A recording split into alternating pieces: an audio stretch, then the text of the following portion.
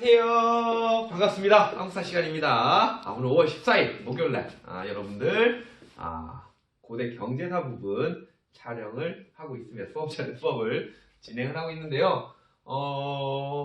우리가 힘든 거 좀 다 했어. 거의.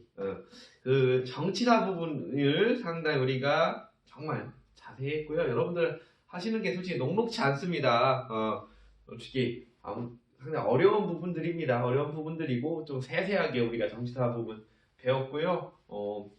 그 다음에 이제 경제사입니다. 그러니까 정치사에서 거의 언급이 됐던 부분들이 여기에 많이 들어가 있습니다. 많이 들어가 있고 기본적으로 고대 경제에 대한 사료는 상당히 없어요. 솔직히 말씀드리면. 그래서 경제사는 이제 조선시대쯤 가야지 어느 정도 이 경제사의 내용 좀 풍성해집니다. 풍성해지고 고대사나 그다음에 고려시대 중세사까지는 그냥 요틀 정도 1시간 분량 정도의 수업을 하면은 경제사 부분이 어느 정도 마무리되는 거기에 되겠습니다. 그러니까 더 이상 없어. 이게 전부야. 이게 전부고 사회사도 마찬가지입니다. 고대사 같은 경우도 사회사가 약간의 협조하고요. 이제 문화사에 좀 내용이 좀 있습니다. 자, 들어가 볼게요. 우선은 여러분들 이게 표입니다. 이게 경제사, 사회사, 그 다음에 문화사는 어차피 연표학습이 안 되기 때문에 이게 표로서 여러분들 저번에 그 선사시대 하듯이 이렇게 정리를 좀 해드리도록 할게요. 경제사 하면은 기본적으로 제가 맨 첫 시간에 역사란 무엇인가 했을 때, 분야를 했을 때 경제사 하면 일단 가장 중요한 거는 토지제도입니다. 토지제도. 그래서 우리가 신문학 할 때 배웠어요. 토지제도를. 바로 노급, 그 다음에 관료전이라는 거를 배웠는데, 한번 이쪽에다가 제가 다시 한번 또 정리를 좀 한번 해드릴게요. 그거에 대해서는 좀 질문하시는 친구들이 조금 있더라고요. 그 부분에 대해서 정리를 좀 해드리겠고, 기본적으로 그러니까 토지제도랑 세금 걷는 거야. 세금 걷는 거. 이게 바로 수치. 세금 걷는 거거든요. 요것이 상당히 경제사의 하나의 포인트가 되겠고요. 경제활동에서는 특히 농업하고 상업활동. 근데 이게 고대사 부분보다는 이제 시대가 가면 갈수록 훨씬 더 중요도가 상당히 많아집니다. 그래서 농업 같은 경우는 또 이양법이라는 하나의 농법 제도가 들어오게 돼서 상당한 큰 변화를 일으키게 되고요. 상업 같은 경우도 이제는 조선 후기 정도 가야지 어느 정도 좀 여러분들이 좀 공부할 내용들이 좀 많이 생긴다고 보시면 되겠습니다. 자, 차지하고 바로 들어갈게요. 세금, 수치가 지금 오늘날도 우리가 세금 내잖아요. 여러분들은 아직 안 내지만은 이제는 어느 정도 이제 나이가 들고 이제 소득이 생기면 세금을 냅니다. 예전에는 이렇게 세 종류의 세금이 있었다는 거야. 조세, 공납, 역이라고 하는 겁니다. 조세라는 거는 뭐냐면은 대다수의 이때 세금을 냈던 분들이 뭐겠어요? 농민들이겠죠. 이 농민층이 자신의 수확량의 일부를 국가한테 내는 거라고 생각하시면 되겠습니다. 오늘 우리도 따지면 아버님이나 어머님이 일을 해서 돈을 벌었습니다. 그러면 그 소득의 일정량을 세금으로 냅니다. 그게 거의 조세랑 같은 개념이라고 이해하시면 되겠습니다. 다음 공납은 오늘날은 없습니다. 오늘날은 없고 이거는 특수산물을 내는 겁니다. 내가 공주에 살아? 밤 가서 내야겠죠. 내가 한산 저쪽은 모시 내야겠죠. 내 고향 서산이었으면 어리굴젓 육종만을 내야겠죠. 그런 겁니다. 특수산물을 국가한테 환산하는 거를 공납이라고 하고요. 이것도 상당히 큰 농민층에서 부담이 됐던 게 특히 공납입니다. 그래서 나중에 이거에 대한 기억이 바로 대동법이 되겠죠. 역은요 오늘날도 있어요.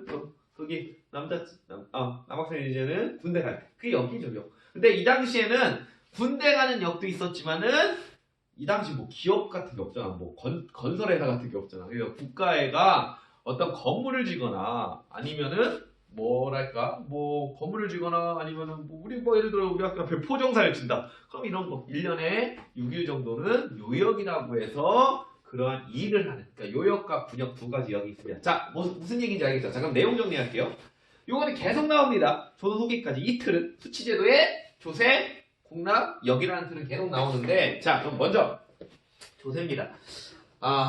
요 조세인데 삼국시대 때는 아직 통일신라가 되기 전 삼국시대 때는 이 조세의 기준, 그러니까 너는 얼마를 내야 돼? 너는 어느 정도의 양, 우리도 그래요, 여러분들. 그 소득에 따라서 세금 내는, 당연히 많이 먹고 많이 내는 게 맞죠. 그래서 우리도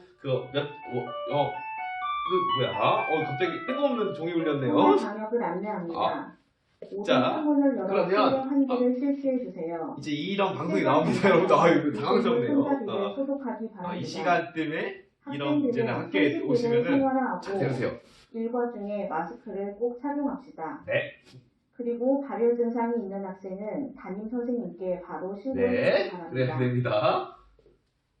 끝! 자, 하여튼 이런 이제 학교 오시면 이런 방송이 나올 겁니다. 이제 안내 방송이 2교시 끝나고 7교시 끝나고 환기시켜야 되고요, 여러분들. 다시 조세. 그러면 오늘날에 그 액수에 따라 내야 되죠. 그러니까 많이 벌면 많이 내는 거고 그런 퍼센트지의 율이 있습니다. 이때도 당연히 어느 정도에 내야 되는 게 있어야 될 텐데 기준을 삼국시대 때는 뭘로 잡았냐면은 세금을 내는 기준을 자 뭘로 잡았냐면은 호다리로 잡았어. 이게 집포자거든요. 집포자인데 우선은 집집마다 얼마씩 내라는 거야. 집집마다 얼마씩 내라는 거야. 1단계로. 이게 고구려 시대의 사료보리가 백제신라는 솔직히 그 기록이 없어. 근데 고구려 때 이게 어떻게 됐는지에 기록이 있습니다. 그래서 집마다 얼마씩 내야 돼? 그런데 하나 더 들어갔어. 사람 수에 따라 또 호단위로 했고요. 우선 이걸대로 내야 돼? 근데 사람이 많아. 그러면 사람 수에 따라서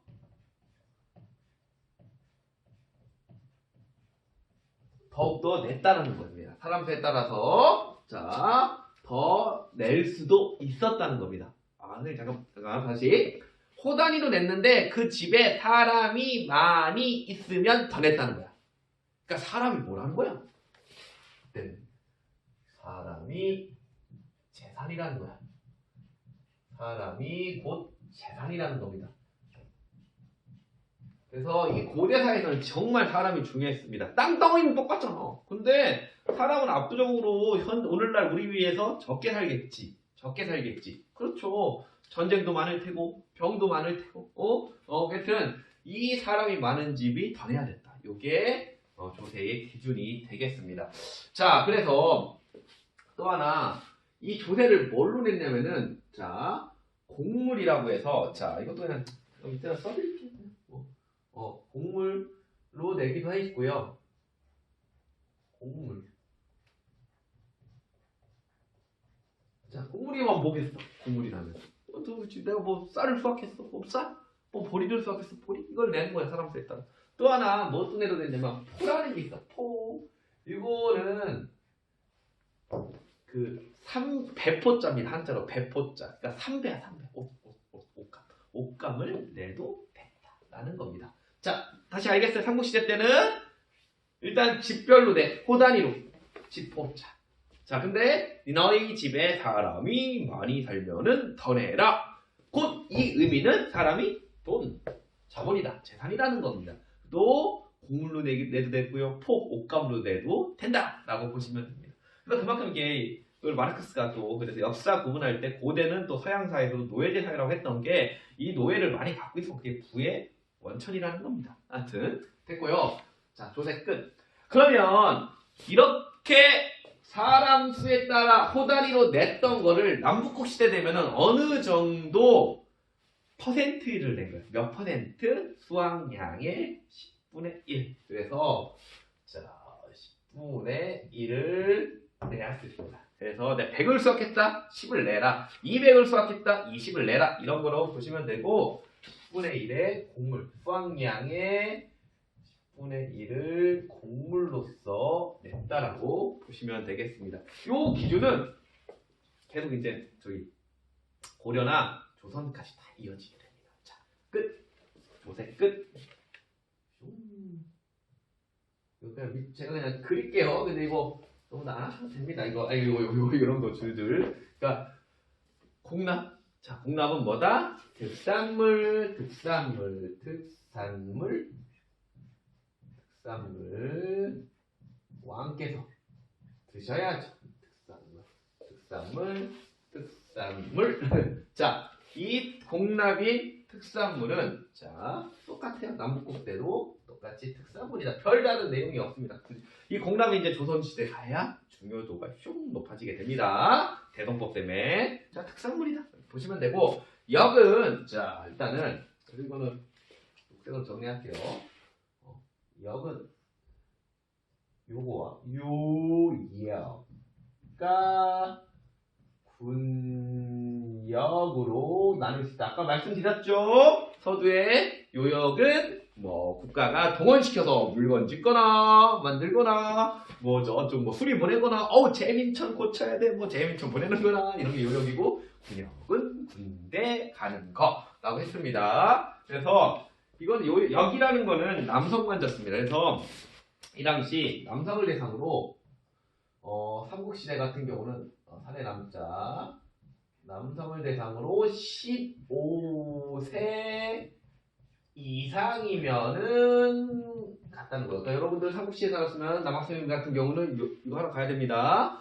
다음 남북국 시대로 넘어가게 되면은 요게 참 조금 특이해. 나이가 한 살 또 올라갔어. 그러니까 16세부터 역시 남자를 기준으로 해갖고 자 남자를 기준으로 16세 한 살 올라갔죠. 근데 이제 60세까지의 저기 이제 마무리하는 연도까지 정년퇴직이겠다. 정년퇴직까지. 근데 뭐 60세 의미 있겠습니까? 이때 60세까지 사는 거는 어마어마한 장수일 텐데. 그치. 하여튼 비록이야 뭐 조선시대까지도 평균 수명이 뭐 40살 이 정도로 하는데 일반 민들 같은 경우는 이거는 뭐 거의 불가능하긴 했는데 여하튼 하한선까지 정했다. 이때까지 해라 라는 거라고 살펴보시면 되겠습니다. 조세, 공납, 역 끝입니다. 끝. 다음 정책으로 갑시다. 정책인데 우선 이것도 언제 했을까? 우리가 정치사 파트에 다 했던 것들입니다. 자, 그러니까 정치사를 한번 쭉 거르고 나면은 쉽게 갈 수가 있습니다. 저희 여기 경제사 파트는 자, 그래서 진대법 다시 강조합니다. 이거는 뭐 사회사 파트 들어가도 되는데 일단은 여기서 정리할게요. 진대법이라는 게 있고요. 어느 왕 때 복스 고구려의 고구 천왕 몇 세기? 2세기 누가 건의했다? 을파소라는 인물이 건의했다. 자, 어려운 사람들 자 언제 빌려줘? 봄춘자 그래서 춘대 언제 갚아라? 가을에 갚아라. 춘대 준하평식 고국천하 다시 복습해볼까? 요거 진대법도 있고 행정적 오부로 바꾸고 광의의 부자 상속 그런데 불행히 고국천하는 누가 없다 아들이 없었다. 하긴 해 법을 만들었지만은 아들이 없어서 부자 상속을 못했다. 하여튼 고국천하 2세기 때 왕이 되겠습니다. 자, 요거 하나 뭐 가볍게 정리를 해드리고 자 남북국 시대로 갈게요. 남북 시대 갈 건데 우선은 자, 이 정책 중에 토지제도 하나 또 얘기를 할게. 잠깐만 여기다 할까? 하여튼 정전. 근데 이 노급하고 관료는 제가 이따가 다시 여기다 정리를 한번 더 해드릴게요.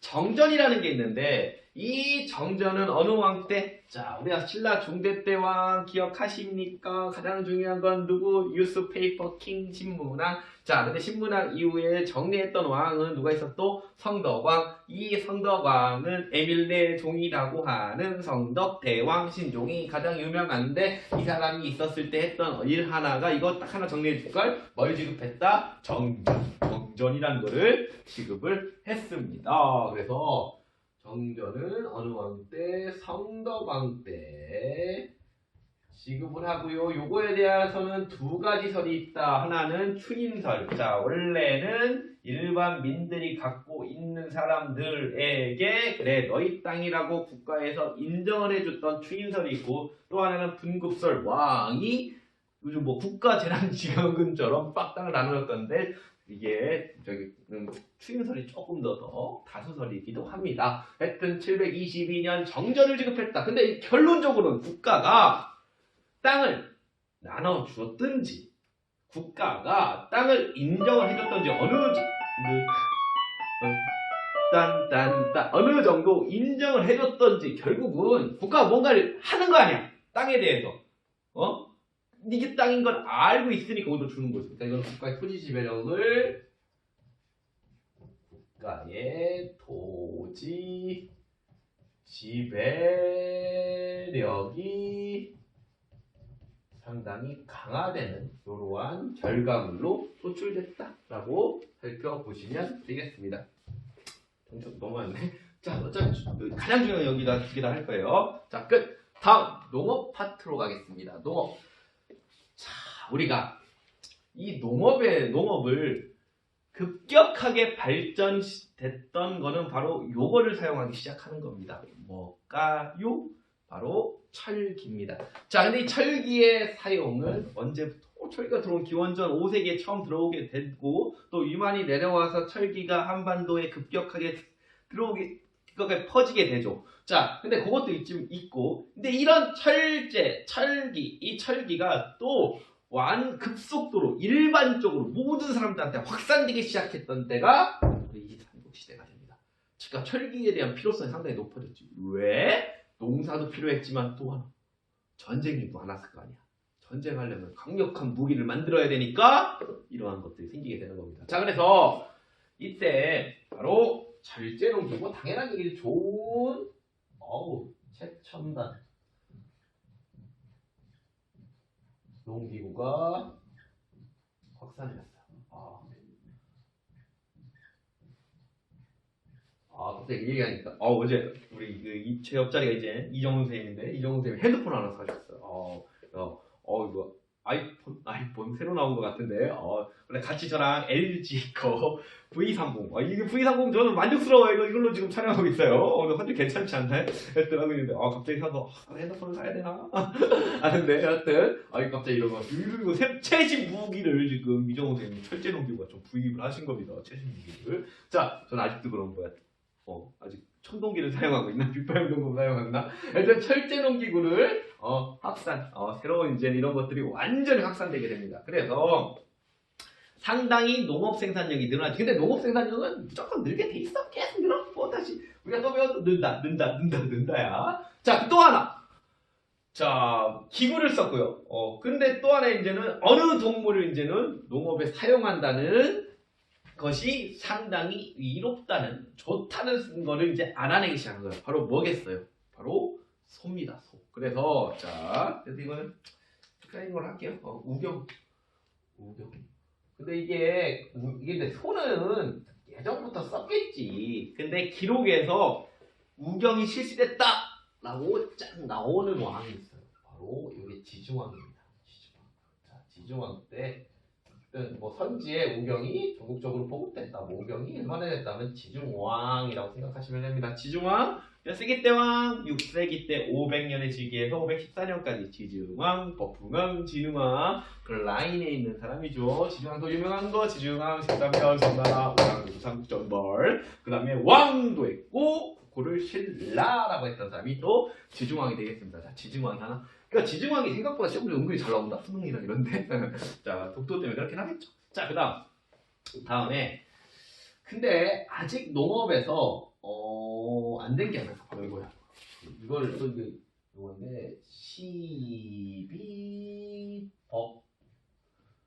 시비법이라는 게 있는데 요것은 아직 우리가 널리 퍼지는 못했었고, 그러니까 이것도 좀 농업에 대해서도 학설이 좀 많이 있습니다. 언제가 어떤 농법을 썼는지 이게 참 명시적이지 않죠. 근데 아직까지는 이 시비법이 널리 확산되지 못했다고 봅니다. 선생님, 시비가 뭐예요? 시비법. 뭐 땅하고 시비 걸어. 야, 너 잘나야 돼. 야, 그게 아니고 시비법이라는 거는 우리 비료 얘기하지. 비료 생각하시면 됩니다. 비료. 우리 농사 잘 지려면 비료 사용하면 좋잖아요. 근데 이 당시 무슨 화학적 비료가 있겠습니까? 그럼 최고의 비료는 뭐겠어? 뭐죠? 이 사람 뭔가 인분 같은 거죠. 그러니까 똥이나 뭐 이런 거 오줌 같은 건데 그 중에 왔다 똥이 바로 뭘까요? 어떤 동물로 인간의 똥이 상당히 농업 발전에 큰 기여를 한답니다. 그러니까 인간은 모든 걸 다 먹잖아요. 먹고 이거를 이제 농사에 쓰기 시작하면서 상당히 식이법이 서로부터 발달했는데 아직은 그게 미흡했다는 거야. 그러면 왜 식이법을 하냐면은 이 땅이라는 게요. 땅이라는 게 비료를 쓰고 잘 심의를 하면은 계속 쓸 수 있다는 거야. 그러니까 땅에다가 에너지를 준다고 생각하시면 되겠습니다. 에너지. 그래서 이런 거죠. 그러니까 쉽게 말해 핸드폰 충전하는 느낌이라고 생각하시면 돼. 땅이 나에게 작물 나 오늘 올해 내가 땅이야. 내가 땅인데 내 땅 나한테 뭐 파를 심었어, 뭐 배추를 심었어. 근데 너 땅이 그러니까 힘들 거 아니야. 내가 힘을 줘야 될 거 아니야. 뭐 배추. 그러니까 이제 그 빨간 불이 돼. 빨간 불 다시 녹색으로 충전시켜야 시간이 걸릴 거야. 그러니까 이 시간을 걸리는 거를 줄여주는 게 바로 식이법이라는 거야. 근데 아직 식이법이 발달 안 됐지. 그럼 어떻게 하겠어? 급속 충전해야 되나? 근데 쉬면 되는 거야. 쉽시다. 너 올해는 쉬어라. 광유야, 너 광유 땅, 너는 쉬어라. 그러면은 옆 땅 가야지. 정은 땅 가서 하는 거야. 이런 농법을 바로 뭐라고 하냐면은 휴경 농법이야. 휴경. 그 땅을 휴경농업이라고 해서 쉬게 하면 돼. 쉬게 하면 돼. 올해 너 광유야 너 오늘 고생했어 배추. 그럼 다음 정훈이겠다. 정훈이 너 고생했어. 그럼 다시 광유 땅으로 오면 되는 겁니다. 이해 가시지 뭔 말인지. 그래서 휴경농업이라고 해서 쉬게 해줍니다. 근데 이게 조선족 가야 돼요. 조선 후기 가야 완벽하게 이제 매년 농사 지을 수 있게 됩니다. 시법이 더욱더 발달되는데 계속 이거에 대한 시법 조금씩 발달하겠지만 쉬는 공간은 조금 더 줄어들겠죠. 이거는 뭐 저기 서양사도 마찬가지야. 서양 중대사람의 휴경농법 나오듯이 삼포제라고 해서 자 여하튼 요게 되고요. 그리고 그렇게요. 선생님 왜 남북 구분 안 해요? 왜냐면 똑같거든. 똑같지? 별 내용 없어요. 뭐 우경 당연히 철제로 기분은 덕덕 확산, 우경은 덕덕 보급, 식이법은 점씩 늘어났겠지. 단 그래도 계속 휴경농법을 할 수밖에 없습니다. 자, 뭐만 이해가시죠? 자, 상업 갈게요. 자, 상업이네. 상업은 물건을 사고 팔아야 됩니다. 자, 우리 삼국사기 기록에 의하면은 최초로 시장이 개설됐다고 했던 왕이 바로 누구냐면은 소지왕 때입니다. 소지왕 때 요게 근데 약간 이게 기록에 차이가 있는데 선생님은 그냥 사료 원본 삼국사기 기록을 보고 그냥 얘기 드릴게요. 시장 어떻게 돼 있냐 삼국사기에 소지마립간 때 마립간이니까 소지왕은 소지마립간 때 서울에 시장을 만들었다 이렇게 돼 있어 그냥 시장을 만들었다 그냥 있는 그래도 서울에 그러니까 경주에 시장을 만들었다는 건데 하여튼 시장 개설을 소지왕 때 합니다. 소지서 아니면 소지왕 언제 들었어? 동서왕 소지왕 무슨 동네? 결혼 동네 그 시기 때 사람입니다. 그리고 나서 이거 이게 또 중요하긴 하죠. 또 나오네. 지중왕대이네. 지중왕대이. 자, 지중왕 때 동시, 경주, 그러니까 이 시장으로 보는 사람도 있는 것 같아요. 지금 학자 중에는 동시가 마련됐다라고 하는데, 하여튼 동쪽에 지중왕 때 동쪽에 시장이 있었대. 근데 여기는 하나 더 나가. 그러니까 지중왕이 더 중요한 거야. 이거를 관하라는 관청이 들어간 거야. 그래서 그걸 동시전. 경주 동쪽에 있었다고 해서 동시전 맞습니다. 그러니까 이 시장일 거야 라고 보는 사람도 있고 아니야. 여기는 동시라고 했는데 여기는 동시 안 했으니까 다를 거야 하는데 여하튼 이렇게 정리하세요. 시장을 만들었다면 소시전입니다. 다음에 동시라는 용어 동시전 하면은 지중왕입니다. 그러니까 쉽게 말해 시장을 관리 감독하는 겁니다. 상행위를 관리 감독하는 기구를 마련했다는 겁니다. 자 여기서 나온 이 시전은 이제 계속 나옵니다. 고려시대 때도 시전 나와요. 개경 땅의 시전 그것도 관리 감독하는 상인들에서 시전 상인이라고 해서 국가한테 허락받은 상인이고요. 조선시대 때도 당연히 시전 상인들이 있습니다. 그래서 그 종로 일대가 시전 상인의 구역입니다. 종로 일대가 하여튼 동시귀환이라고 해서 동쪽 시장을 관리 감독하는 기구를 지중왕 때 만들었다고 보시면 되겠습니다. 다음에 이제 무역 얘기를 할게요. 자, 삼국시대 때 최고의 무역항은 바로 어디겠습니까? 그러니까 근데 백제도 당연히 무역이니까 배 타고 가겠지. 있겠죠. 백제도 있겠죠. 백제도 아마 영암 부근에 좀 있을 거라고 보는데 그 교과서에 좀 명시가 잘 안 됩니다. 되는 데도 있고. 근데 요거는 그래도 알아두면 좀 좋을 것 같아요. 바로 당항성. 당항성이라고 해서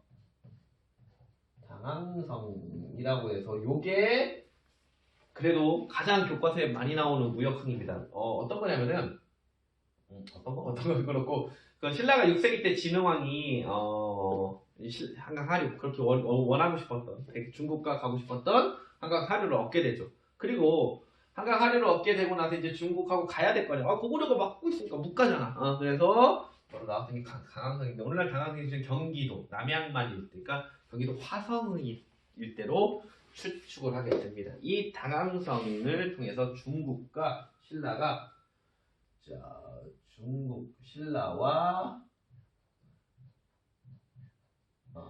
이제 중국이 이제는 직접 교류할 수 있는 그러니까 우리가 말하면 해외 직구가 가능한 거지. 중국 직구가 가능합니다. 직구가 가능하게 된 걸 당항성을 통해서 이렇게 갔고요. 그 다음에 뭐 일부 사무역도 있지만 기본적으로는 공무역 위주다. 공적무역. 그러니까 이 공적무역, 국가와 국가 간의 무역이 주가 되었다라고 알아두시면 되겠습니다. 자, 상어의 삼국시대의 내용은 끝이고요. 일단은 제가 수공업 정리하고 넘어갈게요. 수공업은 이런 거야. 여러분들 이게 수공업이라는 것도 거의 어느 시대쯤이면 전기 때는 다 국가유지의 수공업이야. 고려 시대 때도 국가에서 했다. 관영수공업. 그게 이제 후기 때가 되면 민영수공업. 이게 하나의 틀입니다. 관영, 민영, 민영. 자, 삼국시대 때입니다. 삼국시대 때도 당연히 처음에 뭐 노비들이 했다면 노비 수공업인데 약간 그냥 국가 위주였다. 관영 수공업이 위주였다. 민영도 있었겠지. 근데 관영 수공업이 주가 되고 이거는 남북시대도 마찬가지입니다. 일단은 거의 이제는 이때는 다 관영 수공업이 이제 고려 시대 가면 고려 전기 때 관영 수공업 그다음에 후기 때 되면 이제 문영 수공업이 위주가 높아지고 조선 시대도 조선 전기 때 관영 그러니까 처음에 국가가 만들어지면은 관 주도의 산업 따라 이제는 넘어가는 하나의 케이스를 좀 알아두시면 되겠습니다. 자 이제 남북국시로 갈게. 남북국시로 갈 건데 자 이제 동쪽의 시장 그러니까 이 동시만 있다가 이제는 점차 후기 때가 되면은 이게 남북국 시대가 되면은 시장이 확대가 된다고 합니다. 그러니까 이렇게 그냥 거의 교과서에는 기계적으로 나누는 것 같아. 이 시장을 그냥 동시로 보는 것 같고 여기에 대한 관청을 그냥 지중왕이 설치했다는 걸로 이렇게 정리되는 것 같습니다. 그렇던 동시만 필요했다가 플러스 이제 알파의 시장이 필요하게 되는 거지. 왜냐면 사람들이 이제 욕구가 많아지게 되니까. 그러니까 그전에 뭐 이마트 하나 있다가 이제 롯데마트, 홈플러스 등이 생기기 시작하는 거야. 그래서 왜 동쪽에만 있냐? 우리 서쪽에도 둡시다. 또 뭐겠어? 서시. 왜 또 이제 우리 남쪽도 필요해? 남시. 이렇게 해서 생기게 된 거야. 북시는 없었어요. 그래서 자 동시만 있었다가 서시, 서쪽의 시장.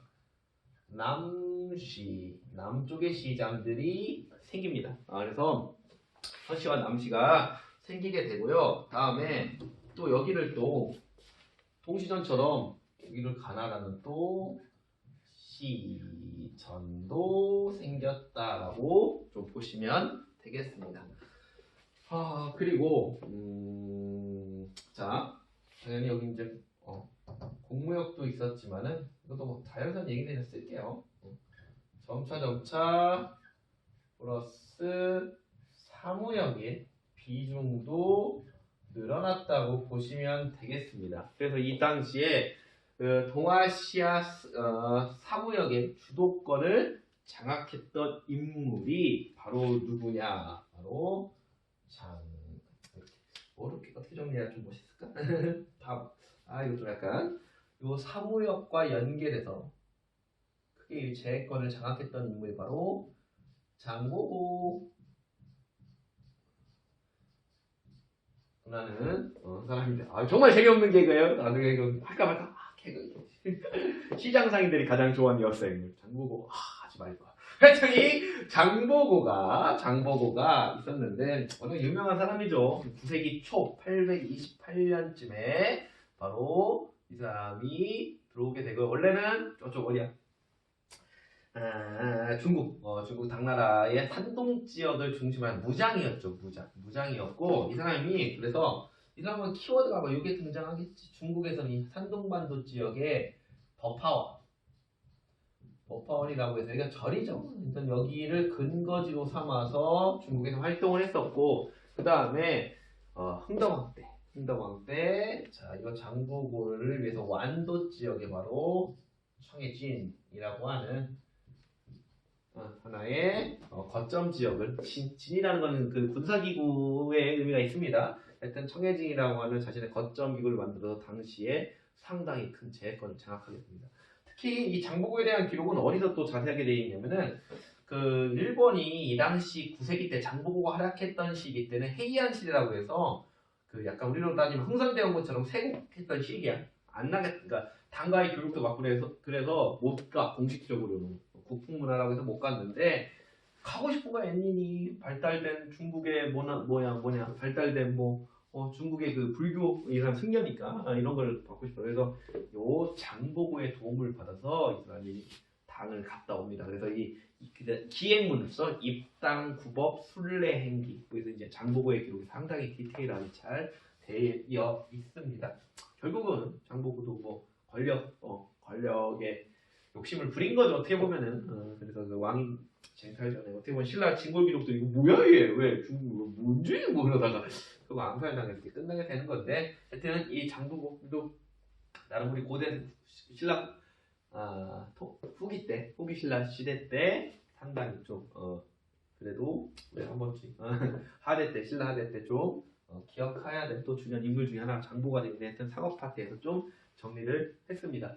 또 하나 또 이 상업에서 말씀을 좀 드릴 거면은 그러니까 당을 이제 많이 갔을 거 아닙니까? 그래서 요 신라 사람들이 이것도 아무튼 옛날에 초등학교 가서 봤던 것 같은데 신라 사람들이 가서 만들었던 집단 거주지가 있습니다. 그거를 바로 뭐라고 했냐면은 신라방. 우리로 보면은 저기 뭐 이런 거죠. 뭐 한국인 집단 거주지 뭐 미국 같은 경우 보면은 한인타운 같은 느낌이겠죠. 신라방이라고 해서. 그러니까 이게 신라방도 있고 그냥 말로 할게요. 신라방, 그 다음에 뭐 신라소, 여기 관청이라고 뭐 신라관이라고 해서 이건 여관, 뭐 이렇게 신라원, 뭐 절 이런 것들이 산등반도 가까우니까 가장 많이 산재돼 있었고 그 다음에 발해로 있었습니다. 발해도 발해관이라고 해서 이게 초창기 발해와 당의 관계는 상당히 안 좋았지만 문왕 때 이후에는 상당히 관계가 좋았고 이 발해관도 그에 한한 예가 된다고 볼 수가 있습니다. 그러니까 당과의 교류를 알 수 있고요. 그냥 말로 설명해 드리려면 또 발해는 일본과도 상당히 가까웠습니다. 그래서 일본에 가는 또 미안해요. 배로 타고 가는 일본도라는 루트도 있었고 그 다음에 그 발해의 5경 15부 62주 중에 15부 중에 하나의 가장 유명한 부가 솔빈부라고 있습니다. 그 말이 너무 인기가 좋았나 봐. 그 말이 상당히 올라갔던 명말입니다. 그게 상당히 서로 얻으려고 이렇게 했다라는 것도 있었다라고 보시면 되겠습니다. 그 여러분들 이 경제 파트 내용이 있고 교과서 보면은 또 뭐 귀족이나 뭐 농민 생활 파트 어떻게 살았을까라는 부분이 있는데요. 그러니까 쉬워요. 그냥 말로 할게. 귀족은 당연히 잘 살았겠지. 잘 살았겠지. 그다음에 농민들은 어려웠겠지. 그 내용을 한번 쭉 읽어보시면 어느 정도 내용이 이해할 수가 있겠습니다. 자, 이렇게 하면 제가 표로 한 거 정리를 하고요. 잠깐만 물 좀 먹고 이제는 이렇게 부분 정리 좀 할게요. 자, 그러면 잠깐만 또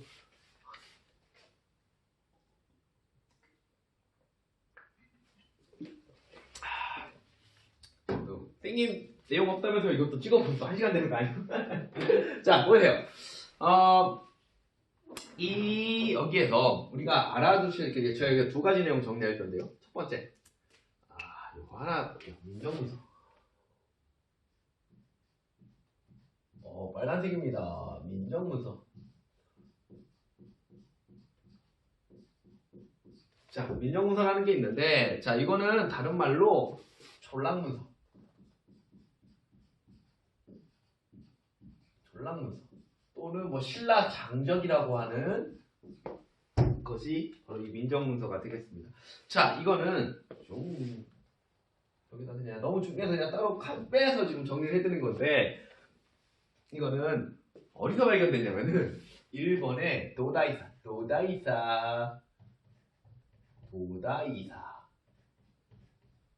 일본의 도다이사라고 해서 이게 한자로는 동대사입니다. 동대사인데 여기 가본 사람 있을 텐데, 저도 가봤어요.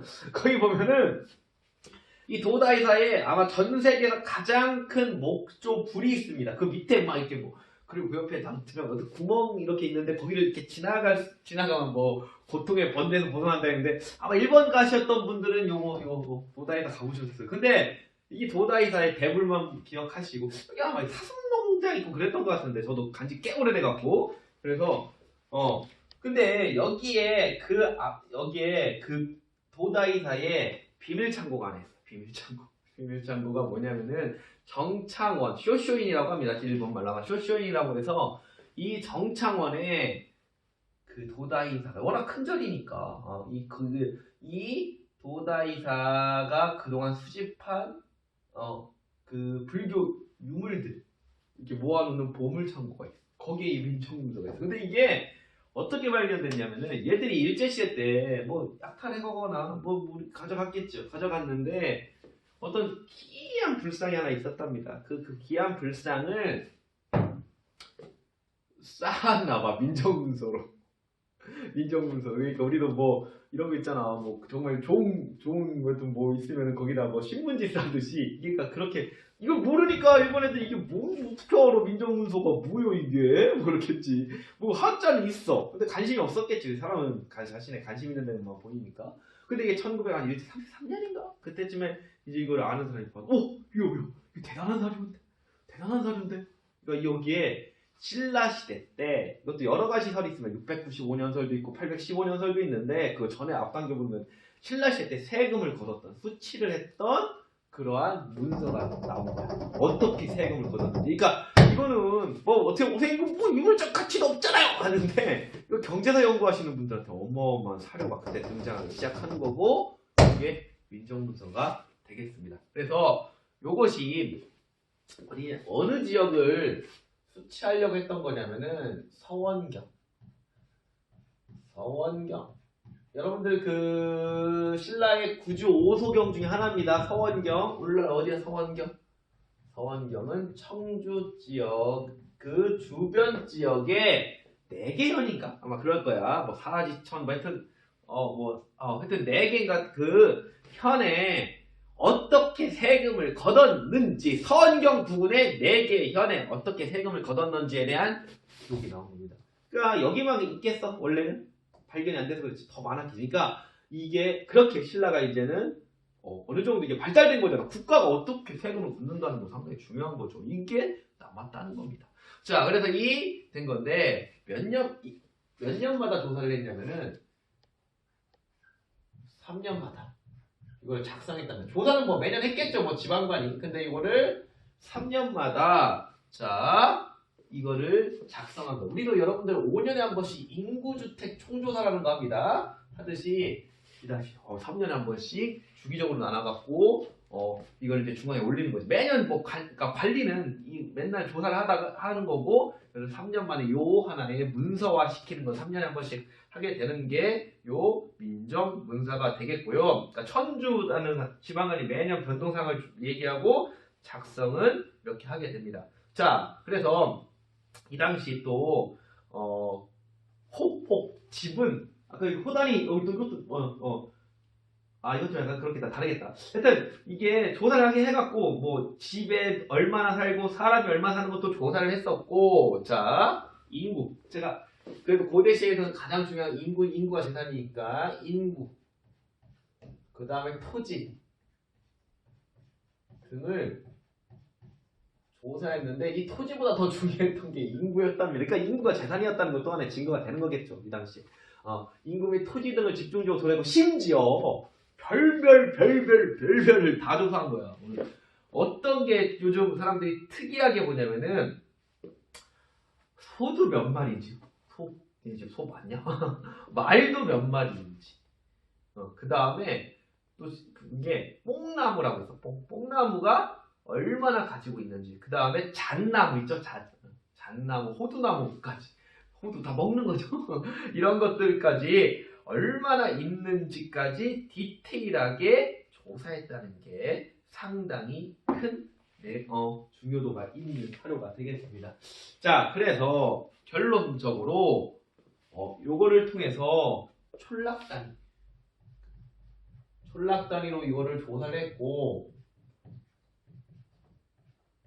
촌락 단위로 조사를 했고요. 그 다음에 촌락 단위로 조사를 했고, 그 다음에 국가가 이런 걸 조사했다는 것 자체가 상당히 나름 국가의 토지 지배력뿐만 아니라 중앙 총재력이 상당히 높았다라는 결과가 됐다라고 알아주시면 됩니다. 민정문서 교과서에도 잘 나와 있으니까 한 번 더 읽어보시면 되겠습니다. 또 하나만 더 할게요. 요거에 대한 질문이 좀 들어와서 요거 한번 다시 한번 설명드릴게요.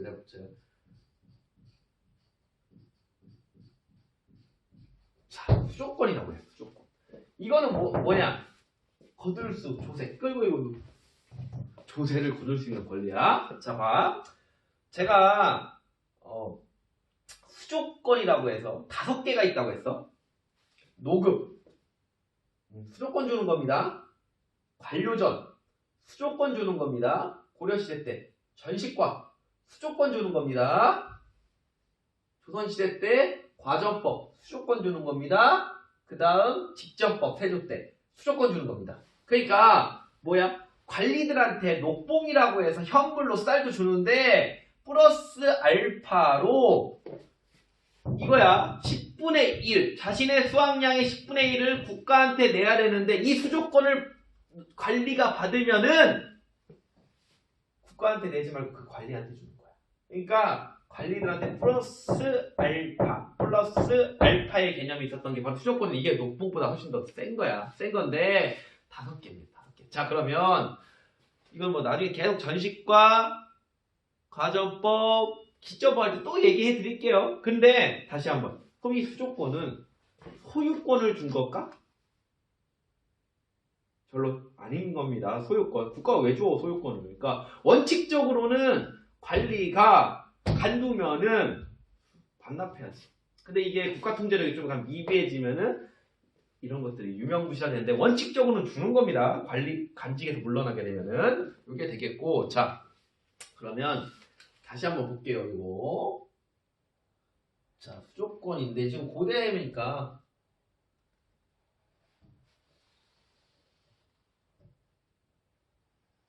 자, 다시 물을 하나 그리고 자, 내부를 어떻게 정리를 해드릴까?